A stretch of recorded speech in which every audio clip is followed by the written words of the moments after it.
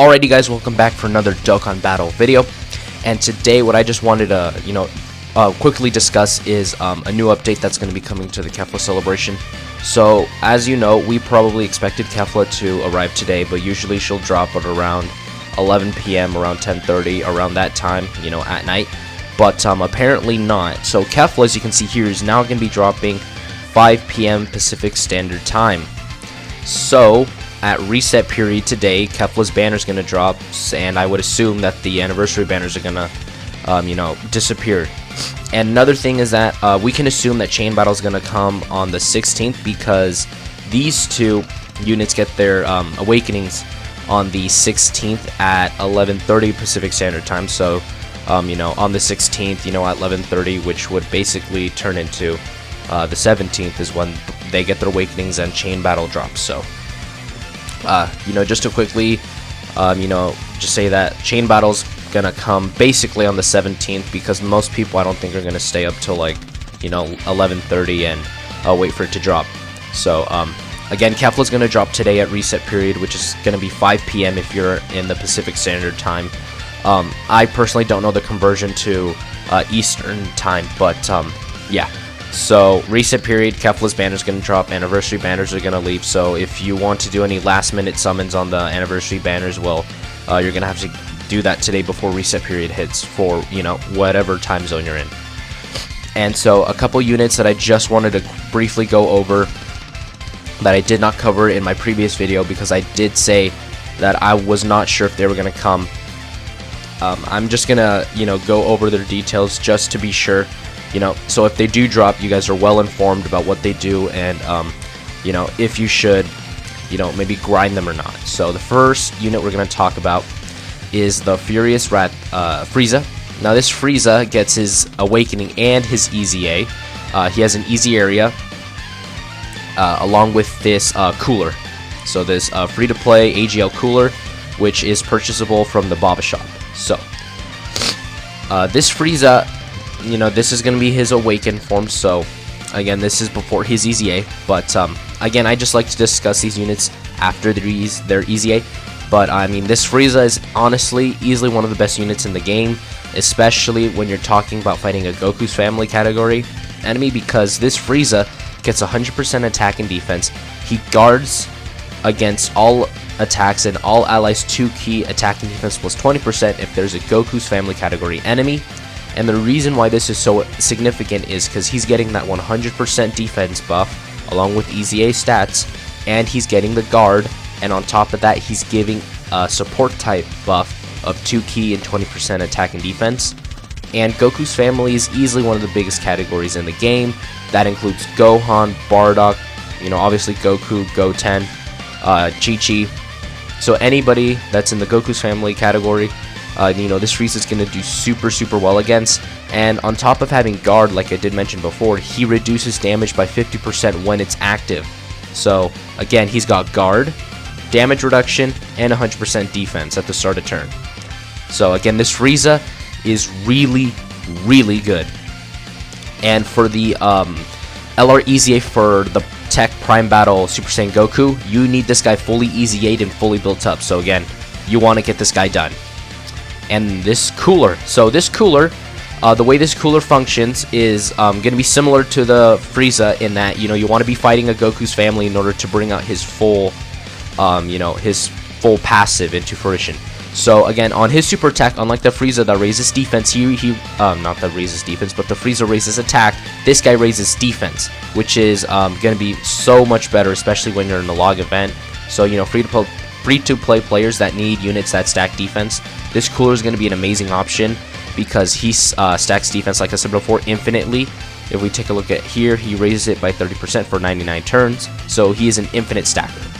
Now, his passive is Rapid Conquest. He gets 100% attack and defense, so just like the Frieza, his attacks are effective against all types, all allies 2 key, and all enemies attack and defense minus 20% when there's a Goku's family category enemy. So, believe it or not, this is actually going to be pretty significant, I would say, in Super Battle Road, if you decide to take him in there, because lowering enemies' attack and defense is going to be a noticeable effect.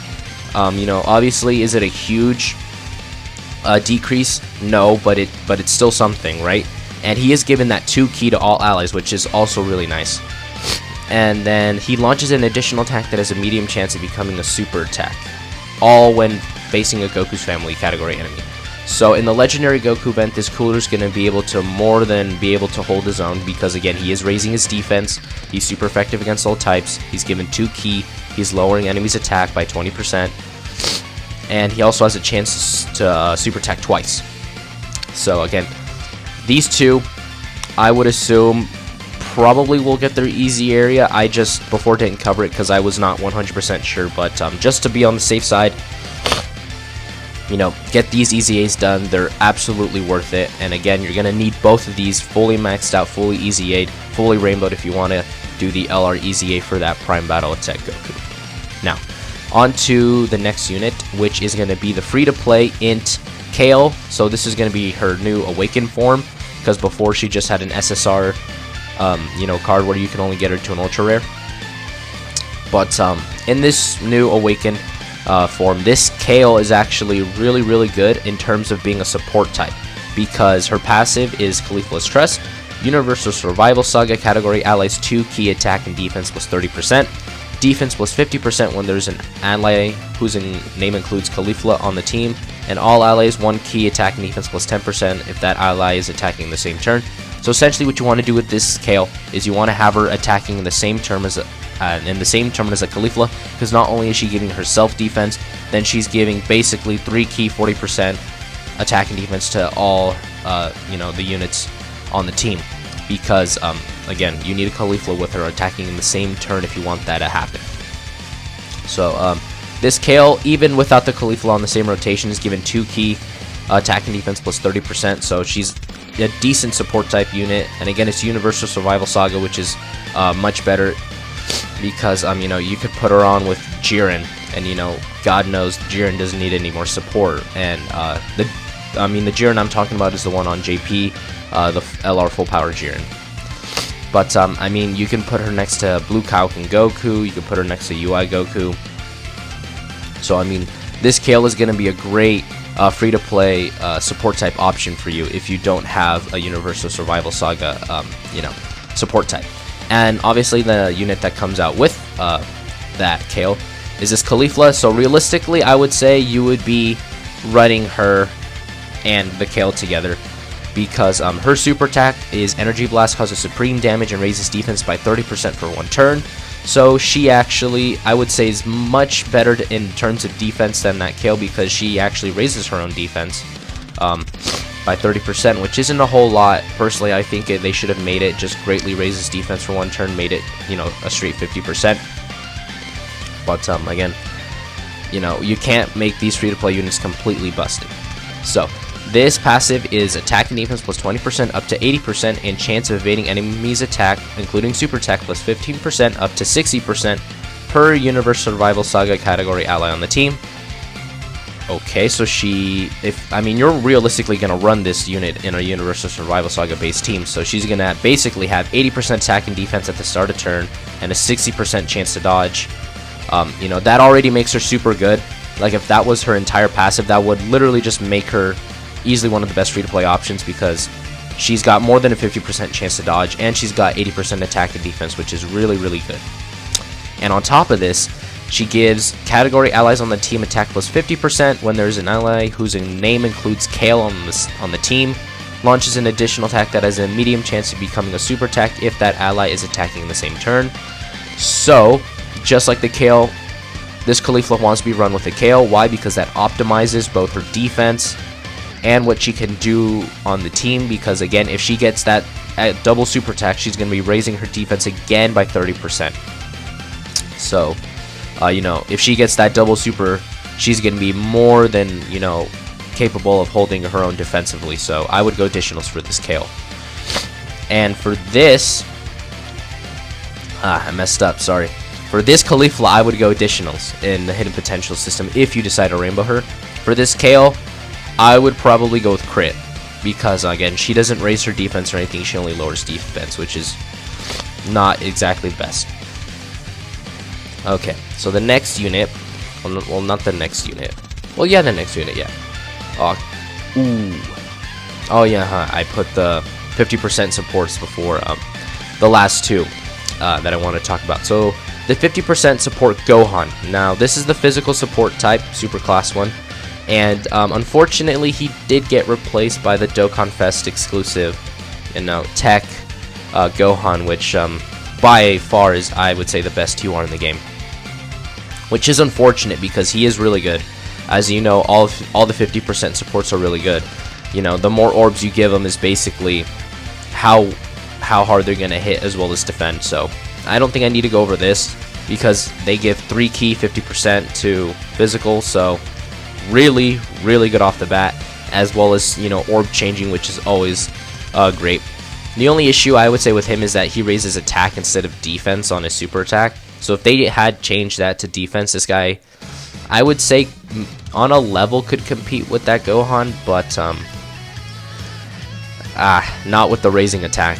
So his leader skill now is super physical, 4 key, 120%. So again, that's really good because he's given 4 key. So if you can find a friend, you're gonna give your team 8 key at the start of turn.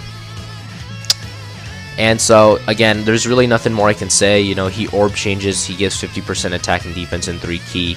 He's just a really good unit overall, and there's nothing really much I can really say about him other than he's just a super good unit. But again, it is unfortunate that he does get replaced by that new Gohan. Now this Super Buu, I would say that this Super Buu is probably the best Super Buu in the game, because the only other, I would say, moderately decent Super Buu is the STR one, but again, he's kind of booty. So again, just like the Ultimate Gohan, well, not the Ultimate Gohan, but the Z-Sword Gohan, this guy is extreme physical, 400%, which is really good because physical really needs the buff. Extreme physical, I would say, is easily one of the weaker, mono type teams in the game.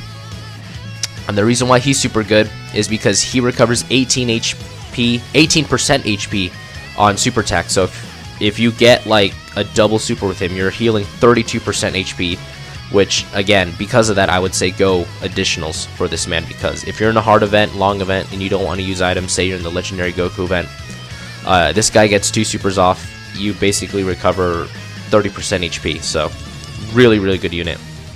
And just like the Gohan, he supports physical with 3 key 50%. He changes orbs, he gets some more attack and defense the more orbs you give him.